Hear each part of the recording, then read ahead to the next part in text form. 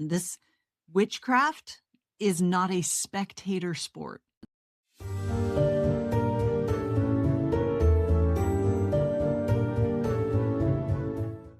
Okay, so we're doing something different today. Something that we have been working toward for a really long time.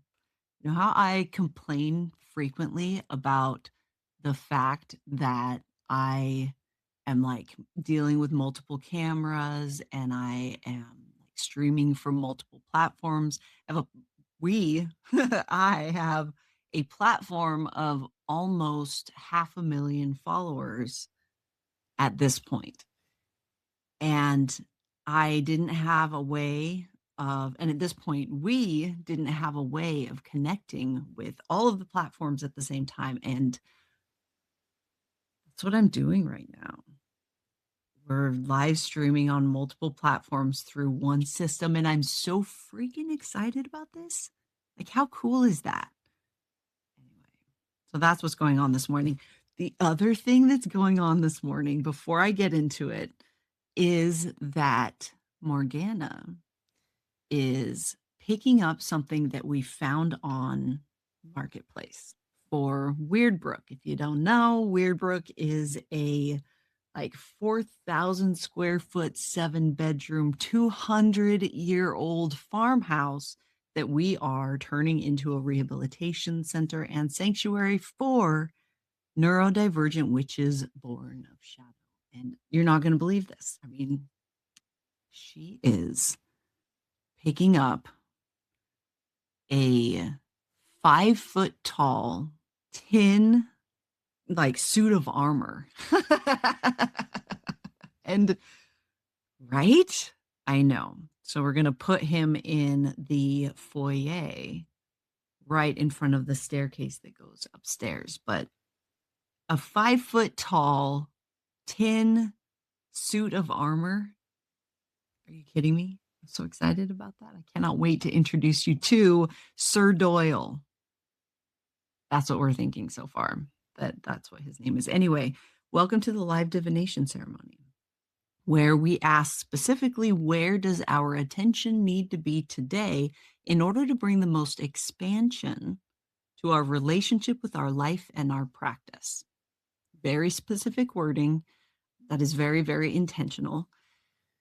You don't have to identify as a witch in order to participate in this divination ceremony. You're welcome to just lurk and watch and see what a relationship with intuition and guidance can look like. The way that I do this is different than what you are accustomed to because I only read for witches. I am an oracle in an international community of neurodivergent witches. And I have been teaching for over 20 years. I wrote the Grimoire of the Ungovernable. And this space is created to center you repairing your relationship with your intuition. I do not have enough time for you to become dependent on my relationship with my intuition. I got shit to do. And so here we are. Are you ready? Okay, we are asking, where does our attention need to be today in order to bring the most expansion to our relationship with our life and our practice?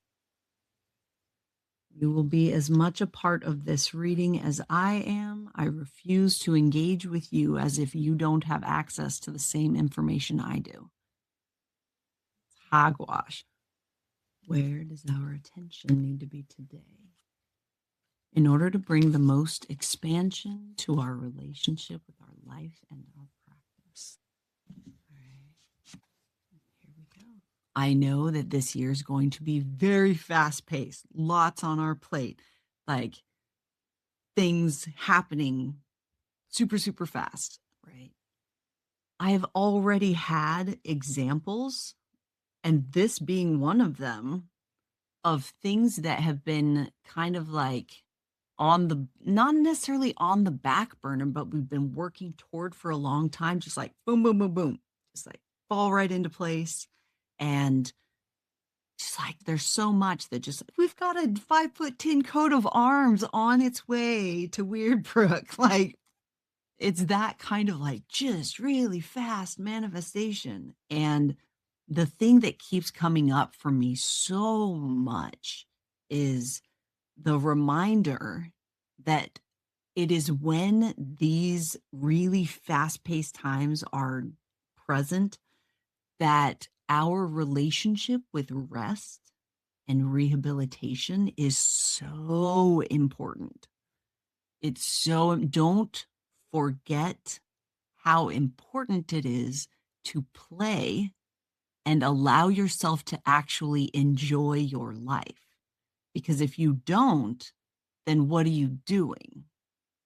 So let's see what the cards have to say. Judgment reversed. I really do feel like we have been pulling the same like 5 cards since January. Like it feels like we're pulling about the same 5 cards since January over and over. There are other cards that we can play with, guys, just so you know. We can do that. Or here's the other thing is that I am fully aware that we are all very stubborn, and that because of the nature of what's going on in the world right now, we are like what I don't know what to do. There's a bunch of like I don't know what to do. I don't want to make the wrong decision. We're doing a lot of that because we can't plan for our future because the future is so like foggy. There's a lot of that going on right now, but from the perspective of a sorceress of chaos, it is when things are foggy like this, when things are like anything could happen and you get this feeling like you need to like wait to do the thing, that is the perfect moment to make a decision about what you want. Because everything is wishy-washy, everything is trying to form. And so you can swoop in there and be like, all right, no one's going to do anything. Okay, here we go. Oh, I got to watch my language and it's very, very hard. Now is a time to decide what you're going to do. You can't delay the decision because the decision needs to be made now. Given the information that you have right now, how would you want your life to be this year? Right? There's this tipping point that's happening. What do you want that to look like? Right? Allow yourself to actually envision that. We are literally making our future, yes. But you have to decide what that's going to be. Your North Star is going to be different than mine, right? Your like however you determine what is right for you, do that. For me, how I determine what is right for me is I look at what's my meaning of life. I make decisions that I am proud of. If I'm not proud of it, I don't do it. Period. I don't care who you are. I will dig in, right? I make the decision I'm most proud of. What story do I want to tell in my last days? What adventure do I want to share in my last days? That's how I make my decisions in my life. You doubting yourself, you being unsure of who you are, you being unsure of what you want is what's creating this fog. It will clear up as soon as you make a decision, but you have to make a decision. Okay. All right. So now we got to see what we're in resistance to or in denial of that's blocking our stuff. Okay. Basically, how are we getting in our own way? That's important. Turn that over. And we've got the 5 of Cups reversed. It's what we're in resistance to or in denial of. right? And this is keeping us from being able to make this decision or to like have the courage to just like make this decision, okay? Let's talk about grief. Okay. Like I said before, there's a lot going on right now and a lot of information. And this isn't just in the world outside. This is our internal like experiences as well, our personal relationships. There's been a lot of clarity.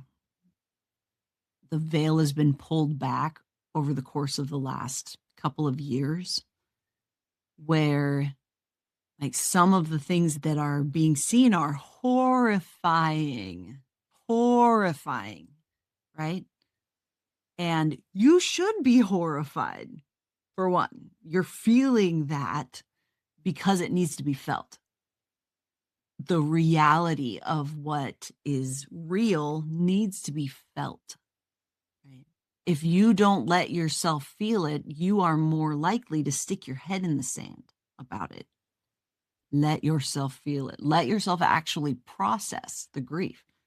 This is what's going on. My, partner wasn't who I thought they were. The job wasn't what I thought it was. The government isn't what I thought it was. Like, pick your poison at this point, right? You still experienced it and you are allowed to grieve the life that you thought you had. That's how we move on, right? And moving on doesn't mean that what you experienced or what's being revealed to you now isn't still going to influence you, right? It's your relationship with it that changes. And it's important that your relationship with that changes, that I mean, I'm not going to tell you what to do with your life. I know better. But does it feel like now is the time for you to shift from, oh, I was blindsided. I didn't see that coming. That really hurt, to move from there to not in my house. No, right? That's the kind of decision that is needing to be made, a decision about how you engage with your life. But you cannot get that clarity until you address this grief. It's when you're grieving like this that you also see what is not for you. I am not doing that again. That was way too emotionally expensive for me to engage with my life like that. I deserve better than that, right? Whatever it is that you have had to break away from or that you are now grieving the loss of. And also, you can change your mind at any time too. Like, make a decision that you're proud of. If next week you're like, meh, new information, course correct, you're allowed to do that. Stop being so freaking serious about it, guys. You're allowed to course correct, but a decision has to be made. And the more you believe it and you believe in it, the more inspiring it is. That's how you know that that's your path right now. Does that make sense? Okay. There are other cards in the deck, guys. I promise. There's like, look at all of these cards. We don't have to keep pulling the same like 5 cards. We are going to continue to pull the same 5 cards until you do what it takes to make this decision. This witchcraft is not a spectator sport. This kind of witchcraft, the kind of witchcraft that changes the fracking world, is not a spectator sport. You got to do something about it. Practice what you preach. Practice what you receive. You're getting information. What are you doing with that information? That is our reading for the day. Ta-da!